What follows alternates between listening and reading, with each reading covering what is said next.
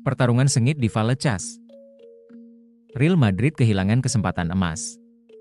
Pada dini hari yang dingin di Estadio de Vallecas, dunia sepak bola kembali menunjukkan dramanya yang tak pernah lekang oleh waktu. Rayo Vallecano menghadapi raksasa Spanyol, Real Madrid, dalam laga pekan ke-17 La Liga 2024-2025. Semua mata tertuju pada pertandingan ini karena Los Blancos memiliki peluang besar untuk merebut puncak klasemen dari Barcelona, meski hanya sementara. Namun, seperti yang sering terjadi dalam sepak bola, segalanya tidak berjalan sesuai rencana. Ketika peluit babak pertama baru saja dibunyikan, tuan rumah langsung mengejutkan sang tamu. Unai Lopez, sang gelandang kreatif, memecah kebuntuan pada menit keempat. Sebuah sundulan yang sempurna setelah menerima umpan silang membuat Courtois hanya bisa terpaku. Vallecano memimpin lebih dulu dengan skor 1-0, dan gemuruh publik tuan rumah membuat suasana stadion semakin panas. Real Madrid, tim yang dikenal dengan mentalitas juaranya, segera mencoba bangkit dari situasi sulit. Namun, tekanan besar dari Rayo Vallecano membuat mereka sulit membangun serangan dengan lancar. Arda Güler dan Rodrigo beberapa kali mencoba menusuk pertahanan lawan, tetapi hasilnya nihil. Sebaliknya, strategi disiplin Vallecano terbukti efektif. Serangan mereka tidak hanya mengandalkan kecepatan, tetapi juga kesabaran menunggu celah. Menit ke-36, tekanan tersebut kembali berbuah manis bagi Vallecano. Abdul Mumin, bek tangguh yang naik membantu serangan, berhasil mencetak gol kedua. Bermula dari situasi bola mati, Mumin menemukan ruang kosong dan menyundul bola ke arah yang sulit dijangkau Courtois.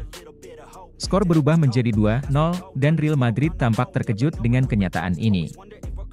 Namun, seperti yang sudah sering kita lihat, Real Madrid bukan tim yang mudah menyerah. Hanya berselang 3 menit, mereka akhirnya mampu memperkecil ketertinggalan. Fede Valverde, yang dikenal dengan tendangan kerasnya, memanfaatkan umpan terobosan dari Arda Güler. Dengan tenang, Valverde melesakkan bola ke gawang Rayo, mengubah skor menjadi 2-1. Gol ini menjadi titik balik bagi Los Blancos. Serangan demi serangan terus digencarkan oleh tim asuhan Carlo Ancelotti, dan sebelum babak pertama usai, mereka berhasil menyamakan kedudukan. Kali ini, giliran Jude Bellingham yang menunjukkan kualitasnya. Memanfaatkan umpan silang dari Rodrigo, Bellingham menyundul bola dengan sempurna ke sudut gawang yang sulit dijangkau oleh kiper Vallecano. Skor 2-2 menutup babak pertama dengan atmosfer yang luar biasa di Vallecas.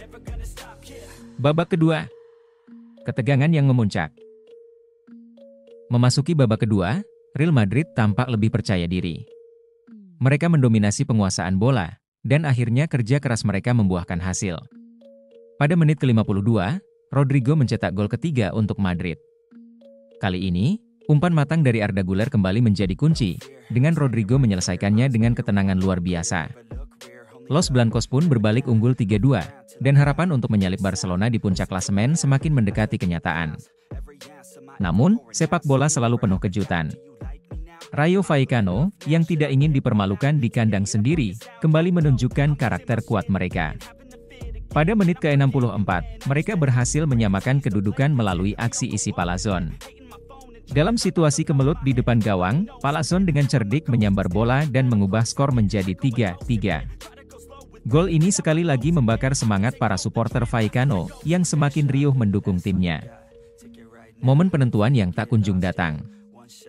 Setelah gol Palazón, pertandingan berubah menjadi adu strategi dan ketahanan mental. Madrid, yang membutuhkan kemenangan, terus mencoba menekan.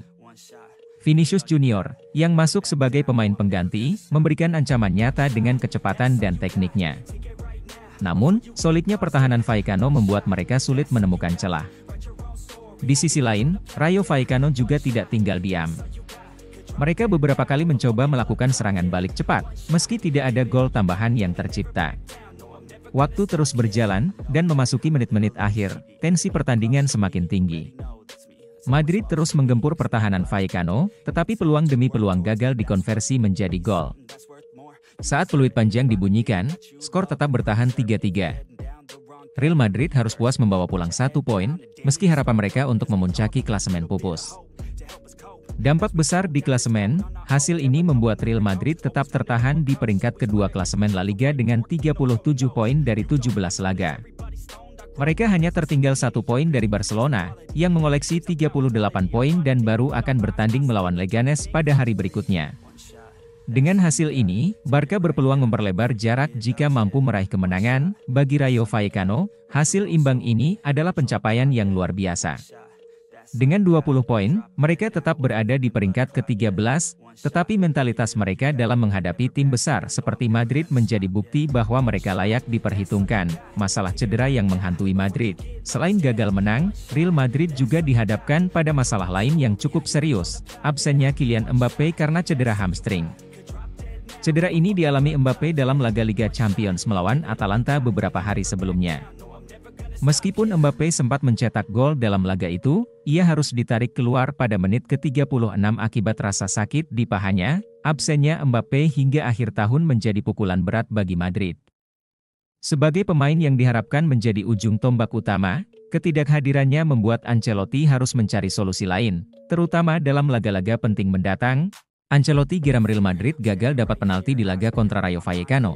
Manajer Real Madrid, Carlo Ancelotti, meluapkan kekecewaannya terhadap keputusan wasit dalam laga seru antara Rayo Vallecano melawan Real Madrid di ajang La Liga 2024-2025. Pertandingan yang berlangsung dini hari tadi itu berakhir dengan skor imbang 3-3, namun Ancelotti merasa timnya pantas mendapat lebih. Salah satu momen yang jadi sorotan adalah ketika Vinicius Junior dijatuhkan di kotak penalti Rayo. Meski insiden itu terlihat jelas, wasit memutuskan tidak memberikan penalti.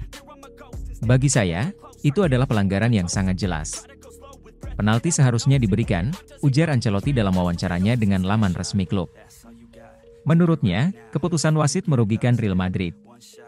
Ia pun memuji performa Vinicius yang dianggap tampil gemilang meskipun gagal mencetak gol. Vini bermain luar biasa hari ini. Dia menciptakan banyak peluang dan sebenarnya layak mencatatkan namanya di papan skor, tambah sang pelatih, fokus ke depan. Meski kecewa, Ancelotti menekankan pentingnya bangkit dari hasil ini. Ia mengapresiasi semangat juang timnya yang tetap solid sepanjang laga, meskipun harus kehilangan 2 poin berharga. Kami memang membuat beberapa kesalahan sendiri, tapi secara keseluruhan tim menunjukkan solidaritas yang hebat. Kami ada di jalur yang benar dan sekarang waktunya fokus pada tantangan berikutnya, tegasnya. Petualangan ke Qatar. Tak lama setelah pertandingan ini, Real Madrid langsung bertolak ke Qatar untuk berpartisipasi di Intercontinental Cup. Los Blancos dijadwalkan menghadapi Pachuca di laga pembuka turnamen tersebut. Meski sempat tersendat di La Liga, Real Madrid membawa harapan besar untuk meraih prestasi di ajang internasional ini. Dengan keyakinan dan mentalitas pemenang, Ancelotti optimistis timnya bisa bangkit dan memberikan yang terbaik.